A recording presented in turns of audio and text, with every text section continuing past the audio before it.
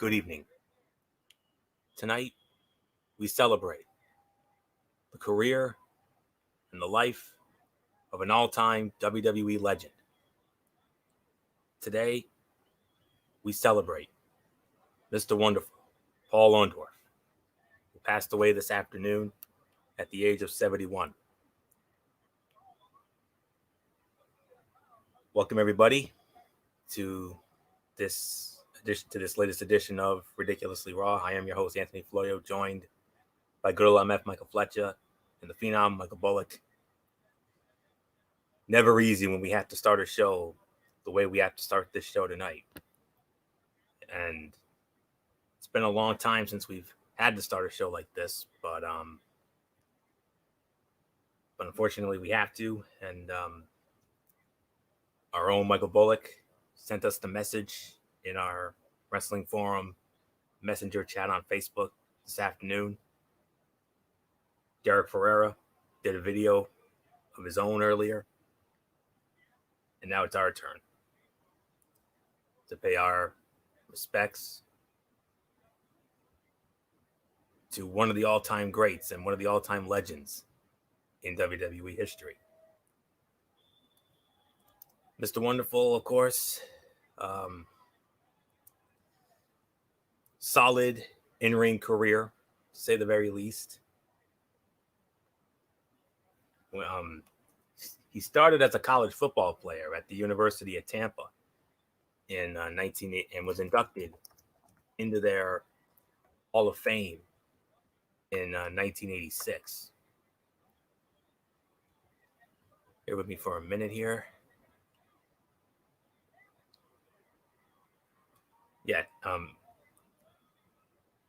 He scored 21 career touchdowns and gained over 2,000 all-purpose yards in his playing career, and was a 12th round selection in the 1973 NFL draft by the New Orleans Saints, but did not pass his physical for the NFL with both the Saints and the Kansas City Chiefs. He played for the Jacksonville Sharks of the World Football League in 1975, and after that one season in the WFL, he began training as a professional wrestler. He was trained by Hall of Famers Mr. Bob Backlund, Jack Briscoe, Eddie Graham, and Hiro Matsuda. As I mentioned, inducted into the University of Tampa Football Hall of Fame in 1986.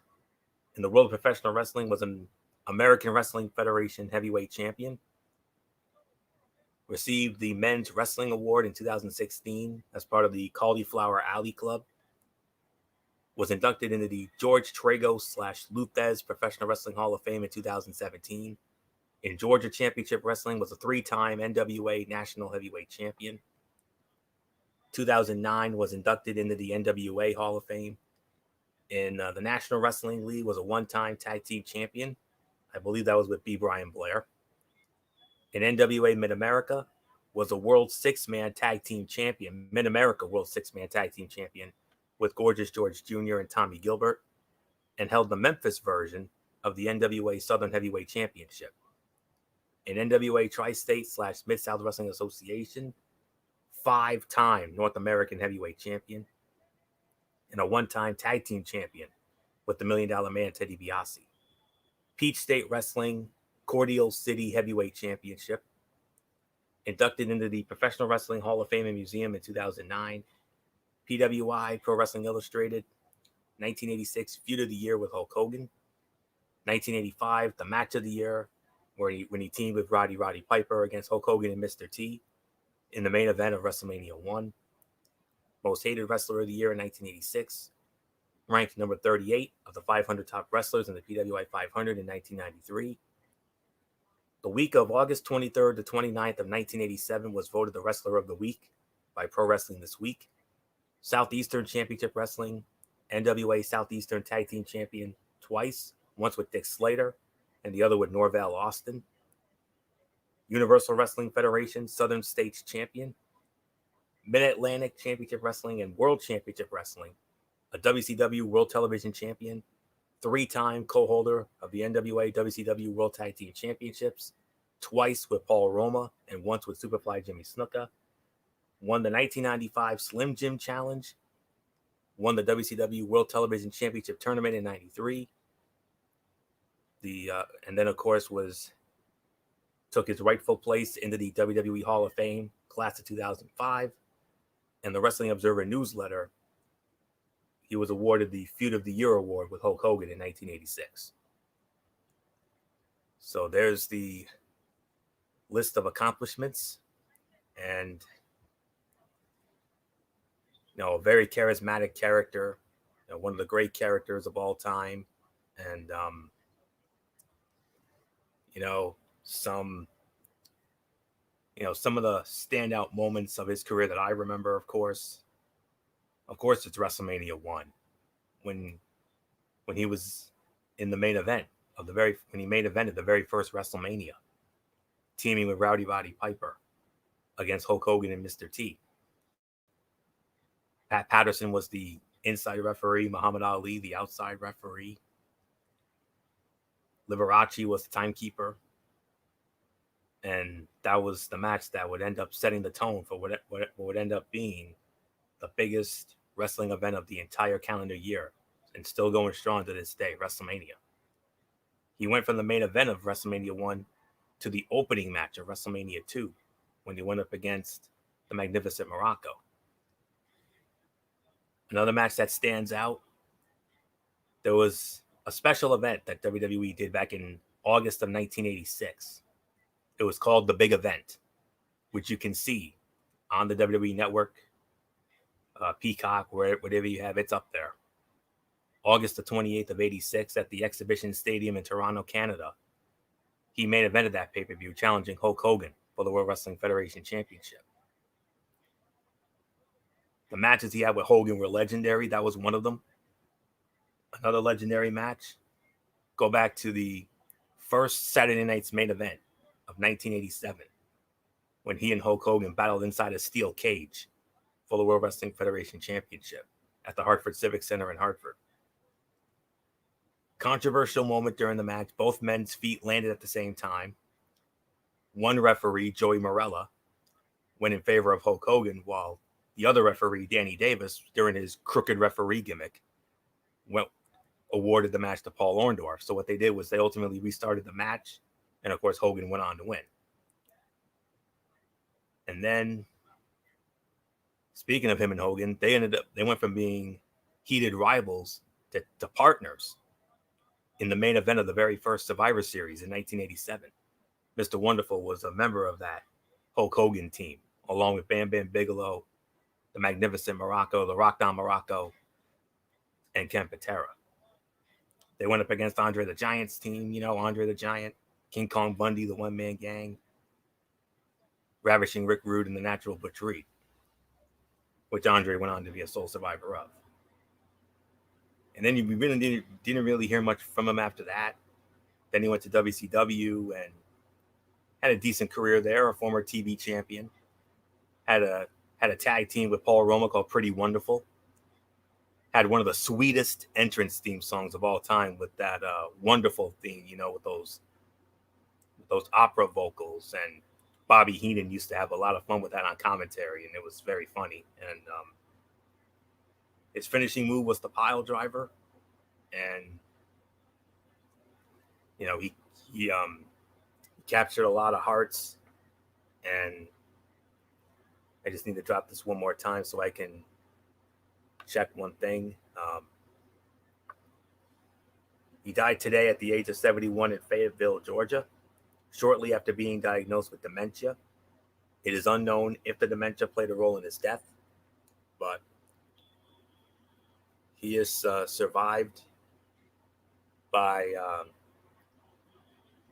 his wife Rhonda, two sons, Paul Orndorff III and Travis Orndorff, as well as 8 grandchildren, a sister, Patricia, 2 brothers, Mickey Ronald Kane and Terry Orndorff.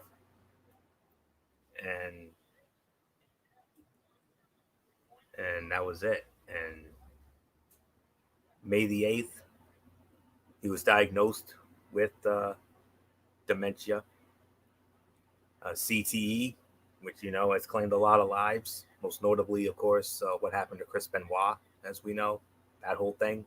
And but nonetheless, we here, on behalf of all of us here at the Wrestling Forum, as we always like to do, to Mr. Wonderful Paul Orndorff, we simply say thank you for the memories, thank you for the inspiration, and thank you for Mr. Wonderful. Our thoughts and our prayers and our condolences to his family, his friends, and everyone that was fortunate and blessed enough to work with him in the world of professional wrestling. So there's not much more to say on this, for me anyways. Good old MF Michael Fletcher, come on in.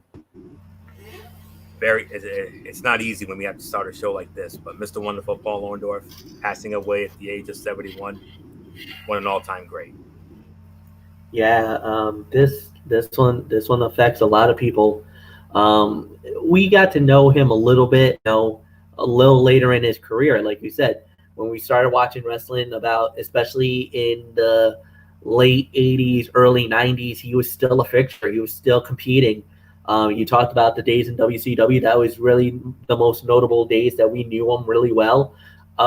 We kind of missed out on, 87, 88, 89, up until I believe it was 93, 94. And like you said, those were really his best years that we got to see him. Did a lot of great wrestling, and is actually one of the more well-liked guys in the industry. So obviously the heartbreak and the sadness is definitely there. And, dementia has really been one of, it's kind of their version of like the old timers disease and everything else. And it sucks, man. I just can't imagine the pain or what, a lot of the stuff that happened. I think the other most notable person that I know who passed away from dementia was actually Pat Summitt, the coach of the Lady Volunteers of the University of Tennessee. She had it. And I believe even former President Ronald Reagan actually passed away because he had dementia. So, I mean, it's a horrible, horrible, horrible disease. I know a lot of people will relate to that or agree with that. And as always, Anthony, like you said, my thoughts and prayers is with Mr. Wonderful Paul Orndorff's family. Another great individual, another person that was someone that we kind of looked up to a little bit, has been taken away from us. And it's a sad day in the world of professional wrestling. There's no way around it. Michael Bullock, you can come on in and you can give us your quick thoughts.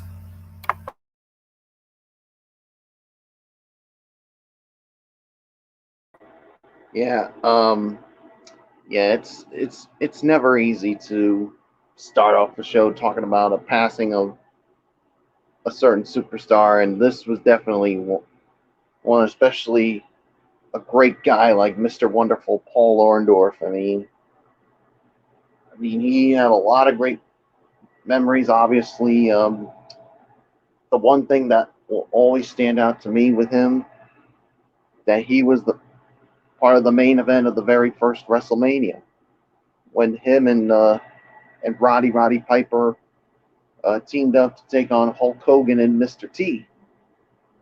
And then the following year, I mean, after main eventing the first WrestleMania, he was the first matchup of WrestleMania 2 when he went up against Don Muraco. So yeah, that's I always loved his entrance theme. I mean, and of course, I always loved the moment when he got inducted into the Hall of Fame, and in 2005, as I think all three of us can agree that the 2005 WWE Hall of Fame class was the greatest class of all time. I mean, when you got I can when he definitely can, when you got him, Hulk Hogan, Roddy Piper, Jimmy Hart. I mean, the list goes on and on with that. I mean, so and I always loved the different robes that he would have on. It's almost kind of like something that he idolized from Ric Flair. I mean, Ric Flair with so many robes, and this guy certainly had it too. So yeah, so definitely my thoughts and prayers and condolences definitely go out to the family and friends of this great guy, Mr. Wonderful Paul Orndorff. You were indeed wonderful. Rest easy, my friend. And all I can say is, guys, he's reunited with his tag team partner, the Hot Rod Roddy Piper, and I can only imagine the things they're probably doing right now. So nothing more to say.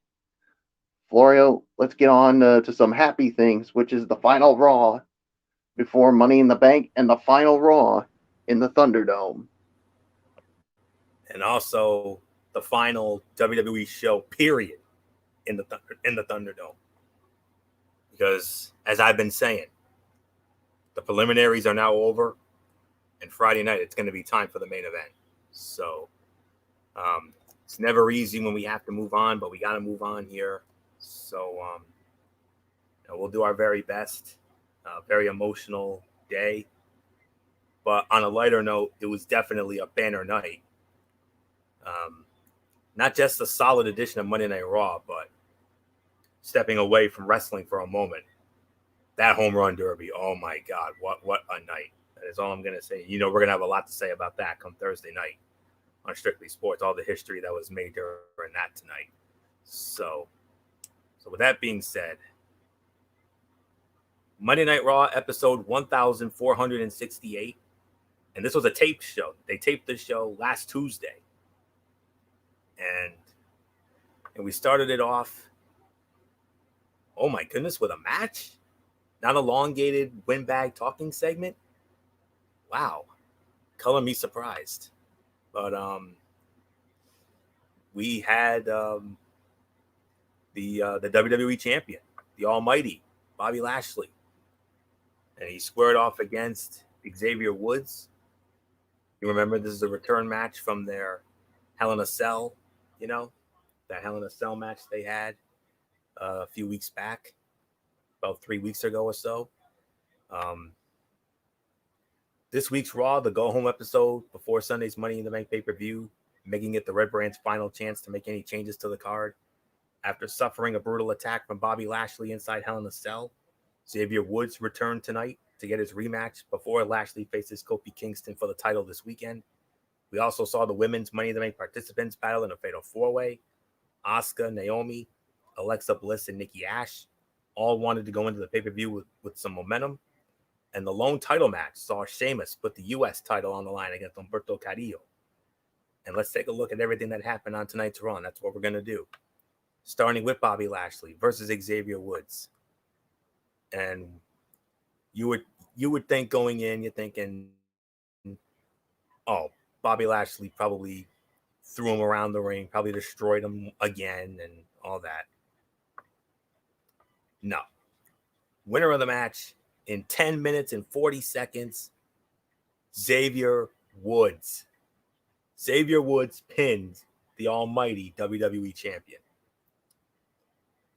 This match had great energy from both competitors and a genuinely surprising outcome with Woods scoring the clean pin.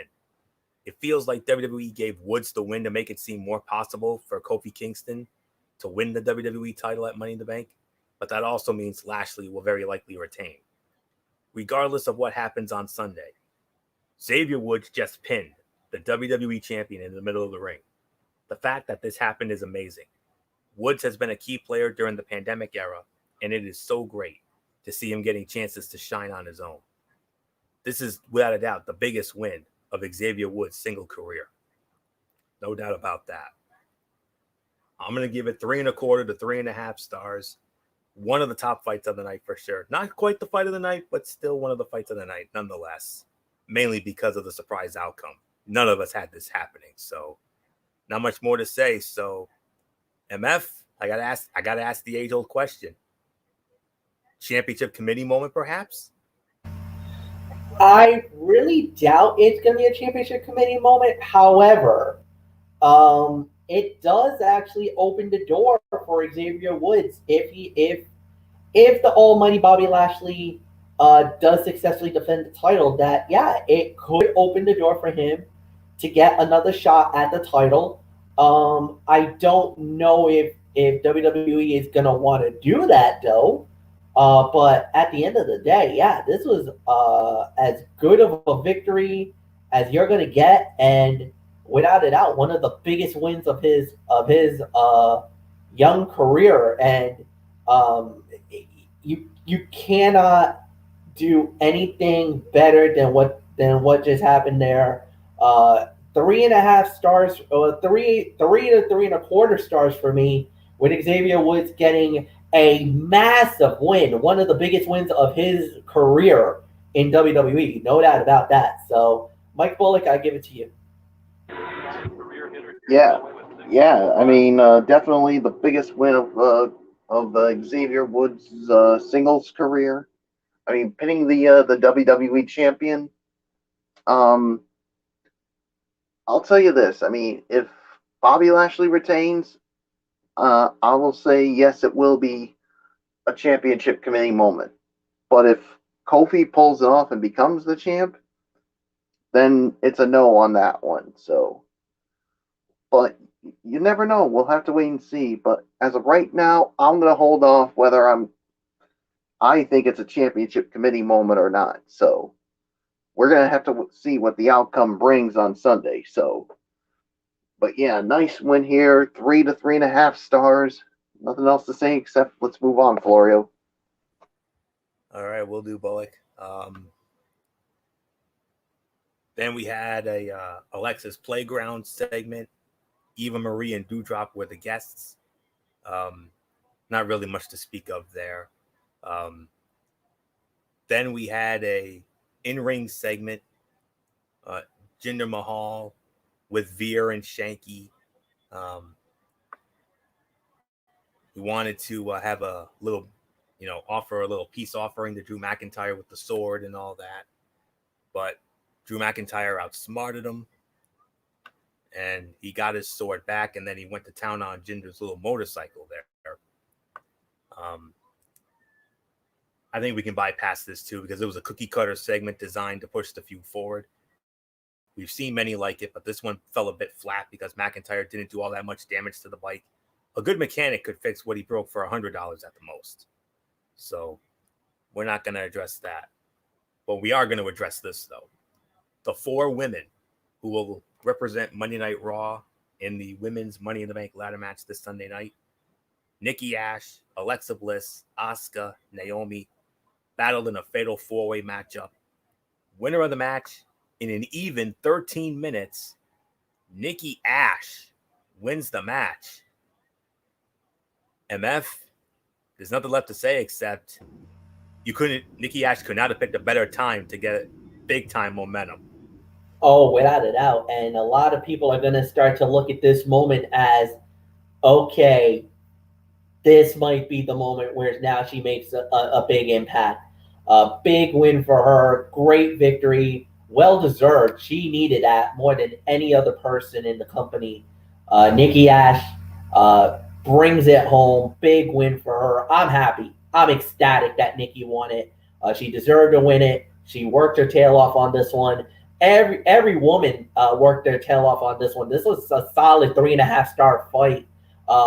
There was a little clunkiness. There was a little areas where it wasn't perfect, but Nikki Ash gets the job done. Big win for her. And now the sky's the limit for her heading into Money in the Bank. I'm actually thrilled with this victory. So nothing more to say. Mike Bullock, it's yours. Yeah, I'll give it 3.5 stars as well. I mean, it was a solid match. I mean, yeah, nice win for Nikki Ash. Basically, giving her momentum going into the women's Money in the Bank ladder match. I mean, there's so many favorites when it comes to the Monday Night Raw side of things. I think the least favorite right now is Liv Morgan, but you never know. We've seen some crazier outcomes with this Money in the Bank ladder match. So you never know. We'll have to wait and see. Of course, we still got to find out who the final participant on the SmackDown side is. We should find out on Friday night. So yeah, so there's really nothing more to say. Florio, it's yours. And let's also not forget that, Bullet just mentioned it. Natalia was awarded the third slot on the SmackDown women's side, along joining Liv Morgan and the returning Zelina Vega. So there's one spot left for SmackDown that needs to be filled, and I'm sure we'll take care of that business Friday night in Houston. But anyways, another one of the fights of the night. As bad as the stuff with Alexa Bliss and Eva Marie was, it's hard to deny how hard Alexa Bliss has worked to make her character palatable. She has continued to turn garbage into gold. The rest of the match was fine. It wasn't great, but it was by no means bad. It was kind of pointless since there were no stakes, but WWE had 3 hours to fill, so it's better to use the women this way than not at all. Bliss never returned, so she probably got stuck in the Phantom Zone or something with that hocus pocus stuff. But yeah, good action throughout. Fine match. I could probably give this another 3.25, 3.5 stars. Definitely one of the top fights of the night, no doubt about it. So, not much more to say. Then we had the battle of the tag team champions and their challengers, separate singles matches. First, it was the phenomenal AJ Styles versus Ivar. Ivar with the upset win, 3 minutes and 45 seconds. And then in the other match, we had Omos squaring off against Eric. And Omos won the match 3 minutes and 25 seconds. 50-50 booking there. Not going to really spend too much time on this. As far as AJ and Ivar goes, it was a fun little match, but it was also on the short side.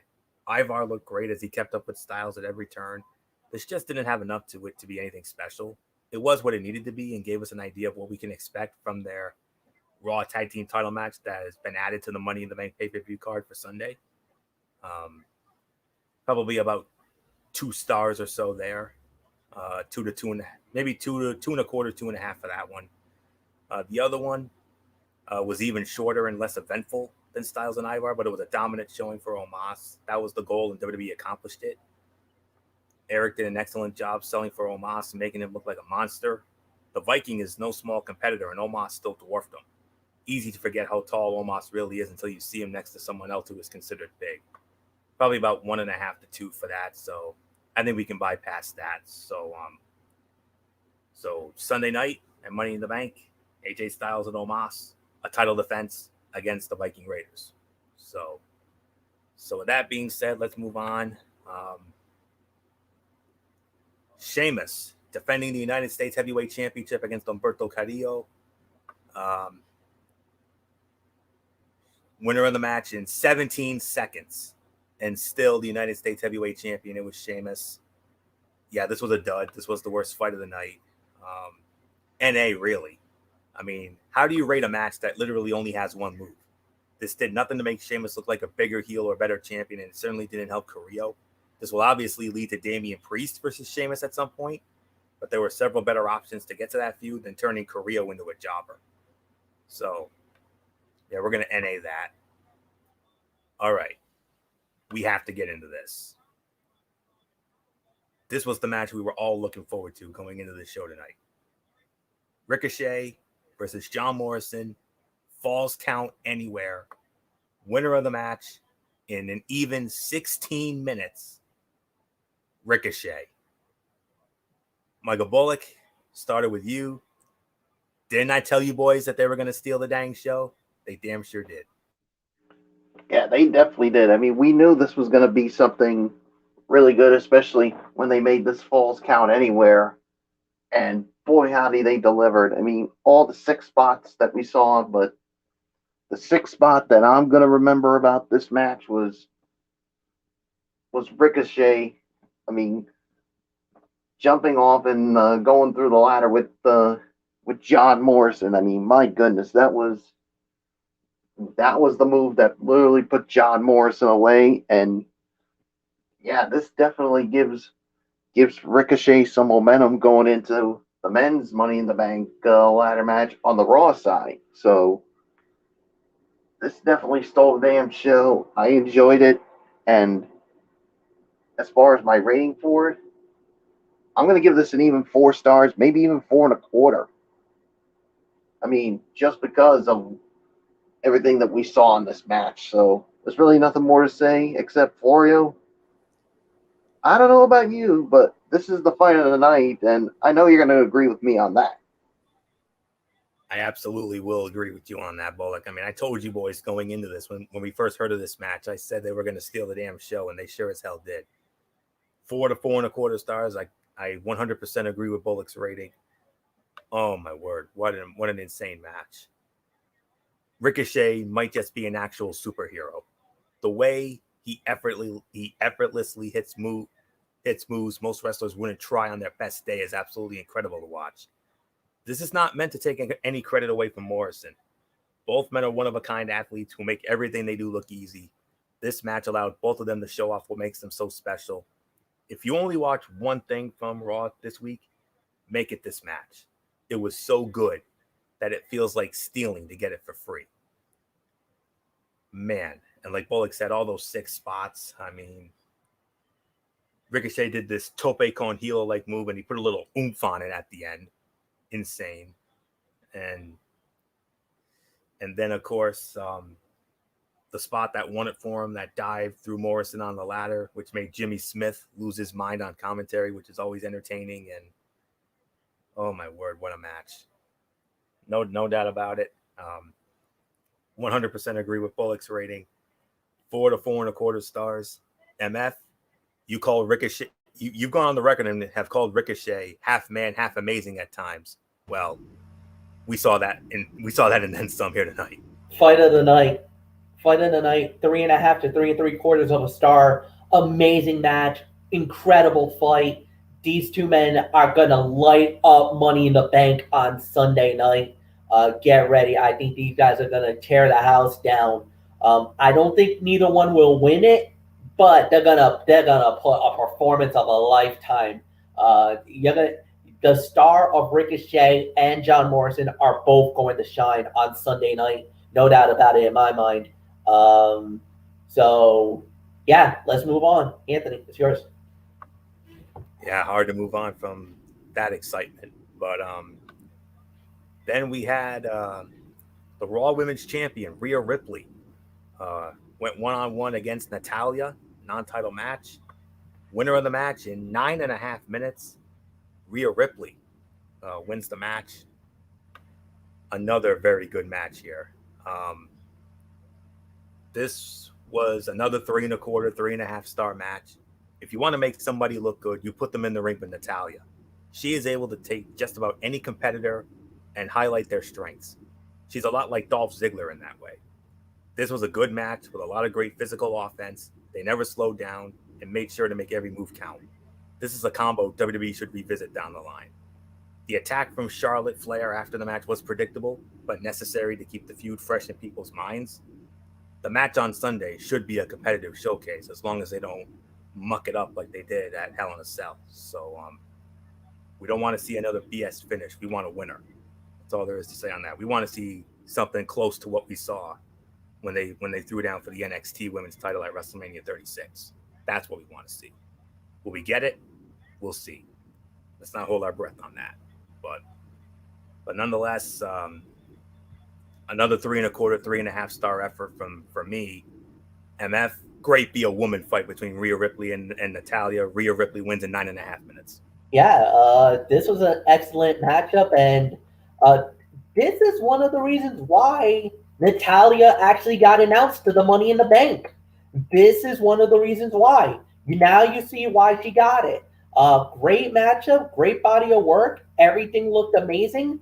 And yeah, congratulations to Natalia getting the victory here. I mean, Rhea Ripley getting the victory here. I'm sorry, I'm all caught up because of Natalia going to Money in the Bank. But it was definitely worth the price of admission. Another 3.5-star match, and Michael Bullock, I give it to you, my friend. Yeah, this was another 3.25, 3.5 star match. I enjoyed it. I knew this was going to be something good with these two. So, and obviously Charlotte with the cheap shot afterwards, and basically giving her some momentum going into this Raw Women's Title match. So, and if the booking 101 goes the way it is, I think we can expect Rhea Ripley to retain, but you never know. We'll have to wait and see. So, Flory, what's yours? All right, and we close the show with the MVP's VIP Lounge. The guest was the almighty WWE Champion Bobby Lashley, but Bobby Lashley was pissed. Oh, MF, I mean, what else is there to say except when you have an angry and pissed off Bobby Lashley, that VIP lounge ain't going to last long. And oh boy, did he go to town on that sucker tonight. Yeah, he destroyed the entire set, chased the girls out. There was no messing around. He was all business. This was the most. Bobby Lashley was humiliated, embarrassed earlier this evening by Xavier Woods, and that really set Lashley off. And now he looks like a destroyer. And one thing that I also noticed is he actually kind of threw MVP under. Basically, he's like, you know what? The fun and games are over. All this BS, where everything is done. He's like, you made me weak. And that, I think, is really going to resonate with MVP, is that Lashley thinks that you have made him weak, that you have got him caught in that fantasy with the women, with the glory, with everything that happened, and you couldn't beat Xavier Woods. That's a problem. And the fire and the passion and everything that he threw, that he has said to Kofi Kingston, it's going to be a long night for Kofi himself if he wants to regain the WWE title.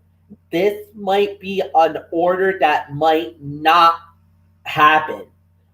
Kofi's going to be gained because he's going to be the underdog, but sometimes he's risen to that occasion on more than one occasion. He's answered that bell time after time. When the going got tough, he was able to deliver. I really hope Kofi does, but I kind of feel like at the end of the night, we are looking at the almighty WWE champion retaining. So, this was an excellent way to close the show. Mike Bullock, it's yours.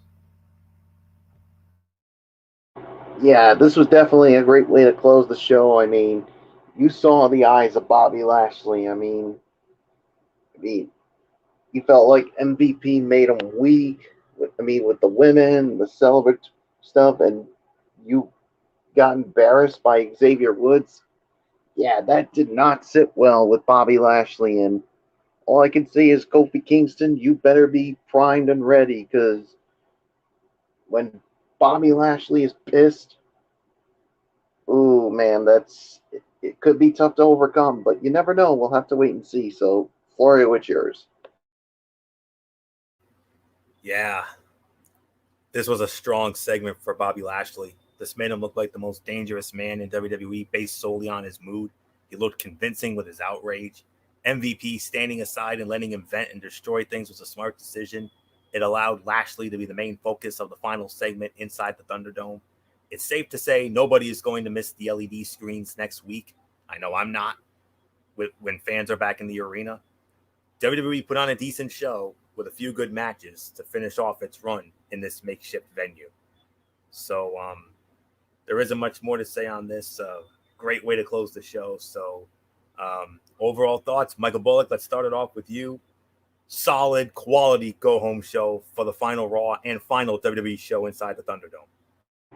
Yeah, this definitely was a solid show to close out the Thunderdome era and going into this into Money in the Bank. So I'm gonna give it about maybe 7.5 to 8. I mean, you had a lot of good quality matches here. You had a couple of short match. Well, obviously, you had 2 short matches, and obviously the worst fight of the night. So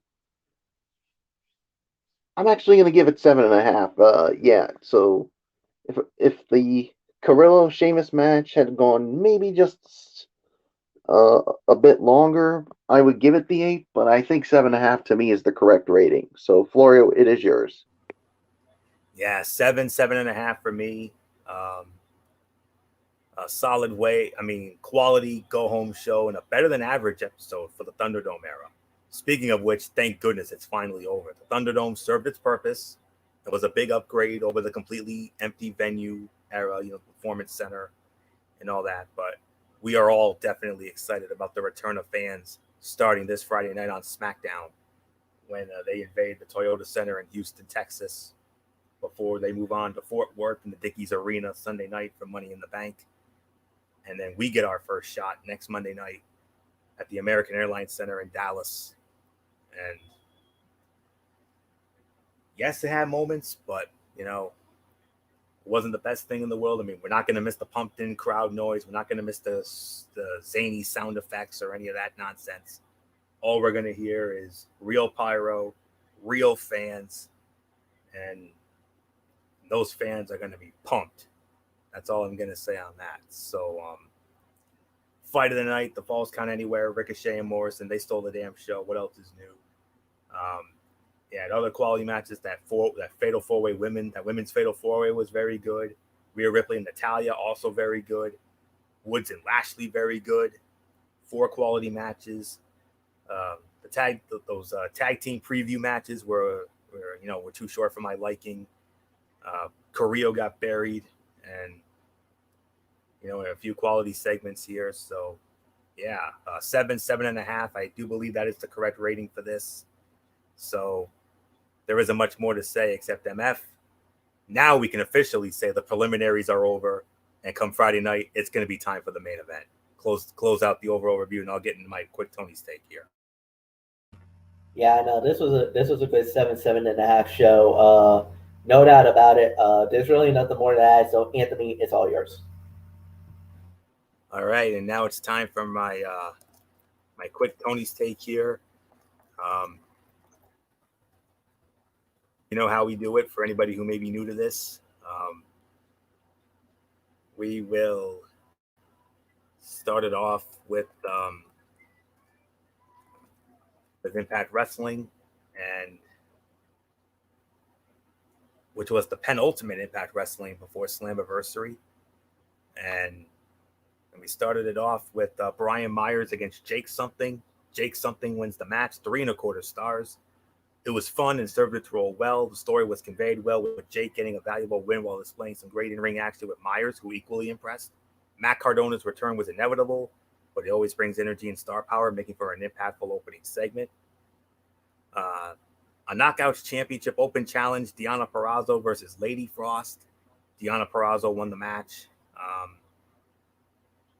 I'm going to give it an NA, but it was a fun match for what it was, but it could have gone a bit longer. Deonna looked fantastic, and Frost was able to shine in the glimpses she was given.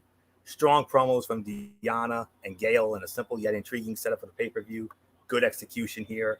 And it was announced that at Slammiversary, Deonna Purrazzo will defend the Knockouts Championship against a mystery opponent at the choosing of Gail Kim and Scott D'Amore.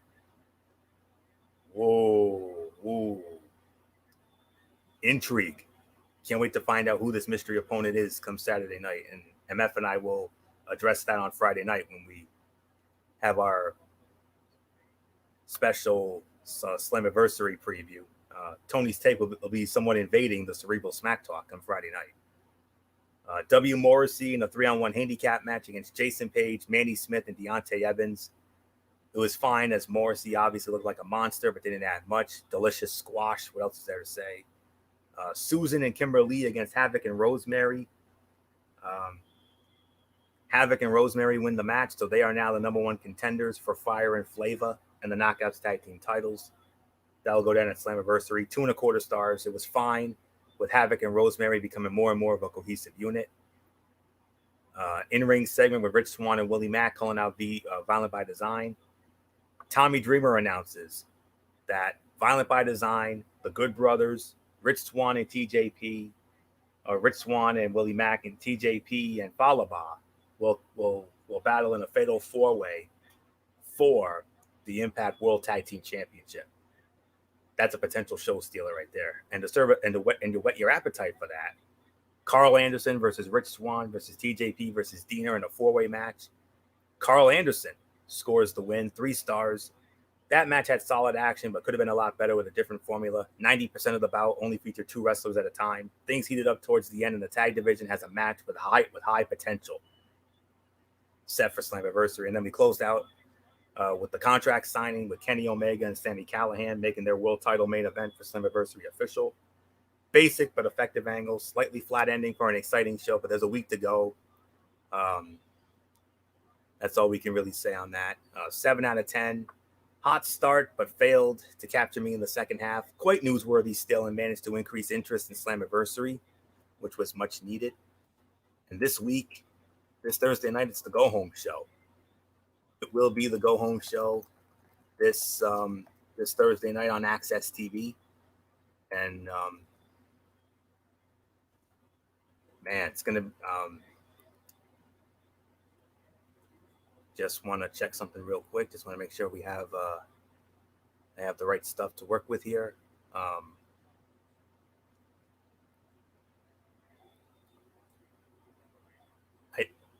All right. Excuse me 1 second here. All right. All right, there we go. We got ourselves another fatal 4-way match as far as that tag team title situation goes. Falaba, Willie Mack, Doc Gallows, Joe Doring, and what they're calling a battle of the hosses. Havoc will go Jessica Havoc will go one-on-one with Tasha Steelz. Moose, speaking of being man-hoss fights, he's going to go one-on-one with Sean Hernandez. Tennille Dashwood and Caleb with a K in an intergender matchup. They're going to team up against Jordan Grace and Rachel Ellering. And before the Impact pre-show, Chris Sabin will go one-on-one with Johnny Swinger. So that all goes down Thursday night on Access TV, the final Impact Wrestling before Slammiversary this Saturday night. And MF and I will preview the event this Friday night on the Cerebral Smack Talk after we review Friday Night SmackDown and preview the Money in the Bank pay-per-view. So one more order of business, and that is 205 Live. And then we'll call it a night here. Okay. Started off with Josh Briggs versus Asher Hale. Josh Briggs in 8 minutes and 40 seconds. Pretty swank big man, little man match that had me buying. Hale had a chance. Briggs looks solid, and Hale has been a nice addition to the Cruiserweight division. Ended up being better than I thought. 2 3/4 star. Then we had Grayson Waller against Odyssey Jones. And Odyssey Jones in 7 minutes and 51 seconds. Solid, but didn't have the drama of the first bout. And I thought Briggs looked better, the 2 monsters. 2 1/4 stars. 7 out of 10. Wrestling was fine, but a weird decision to have the guys that should be on 205 Live lose to guys well past the weight limit. Still a solid 30-minute show, and both Hale and Waller put up good fights before losing. Briggs looked impressive, and Jones was able to get the fans behind him while looking solid. Hopefully next week we get back into highlighting the Cruiserweight division and maybe getting some more new blood in the division. So 7 out of 10 there. And that will put the bow on this edition of Ridiculously Raw. We want to thank you all so very much for tuning in as always. We will be back with you this Wednesday night over on MF's channel, Brace Fan 95, for another edition probably the most exciting edition of the Cerebral Smack Talk, probably since WrestleMania week. You want to know? SmackDown. SmackDown gets the first shot. They get the first shot at welcoming back to fans. The Toyota Center in Houston. The Go Home Show for Money in the Bank. I mean, wow. It was announced today. Edge and the Mysterios will face Roman Reigns and the Usos in a 6-man tag match. The 4 men in the men's Money in the Bank ladder match, they're going to meet in a fatal 4-way match. And a whole lot more. Oh, yes, and Bianca Belair to defend the SmackDown Women's title against Carmella. So we'll get into all that. We'll preview the Money in the Bank pay-per-view, and then we will have our Slammiversary preview, myself and MF, to close out that show. And then Sunday, following the pay-per-view, we will have our recap of Money in the Bank, also on MF. Well, yeah, we'll address that as well. I forgot to mention Wednesday. When I'm just so excited about tonight and everything. Wednesday Night Mayhem, NXT, AEW Dynamite, big shows there. Thursday, Strictly Sports, Home Run Derby. Good luck, All-Star Game. You're going to need it because you're not topping that Home Run Derby after what we saw tonight. Oh, my goodness. That may have been the best damn Home Run Derby I've ever seen. Wow. Wait till you hear the numbers I have for that. Unbelievable. Home Run Derby recap, All-Star Game recap, SB Awards recap. And that's all that's on the docket for that. Then Friday, Cerebral Smack Talk. The review of the big Friday night SmackDown. Money in the Bank preview, Slammiversary preview. Sunday, the Money in the Bank recap. And then next week, it's Monday Night Raw's turn to welcome back the fans. I'm just so damn excited. So there's not much more to say. So until Wednesday night, before we go, we would definitely like to one more time let you all know that this show tonight was dedicated to the memory of the late great Mr. Wonderful Paul Orndorff, who passed away today at the age of 71. So until Wednesday night, for Wednesday Night Mayhem over on the Next Channel Raceway 95, it's Anthony Florio here, signing off on behalf of my panel, good old MF Michael Fletcher, the Phenom Michael Bullock, the First Lady of the Wrestling Forum, the Twisted Angel Didi Woodson, and always and forever the Yankee Messiah 401 Derek Ferreira. You know the routine, everybody. Thumbs up. Talk to you later. Yeah. Throw it up Fortune 4 style. Bye for now, my friends. God bless. Be good to each other. Have a blessed couple of days. Until Wednesday night for Mayhem, you've been watching Ridiculously Raw right here. Zone 25 on YouTube, streamedia.com. And remember, my friends, no matter what anyone tells you, wrestling is indeed beyond anything else. Wrestling is indeed actually real. For everybody who's been a part of this one. For now, I think Floyo so long. Bye, everybody. Bye. And once again, to Mr. Wonderful, we simply say thank you for the memories. Thank you for the inspiration. And thank you for Mr. Wonderful, Paul Orndorff. Good night, my friends.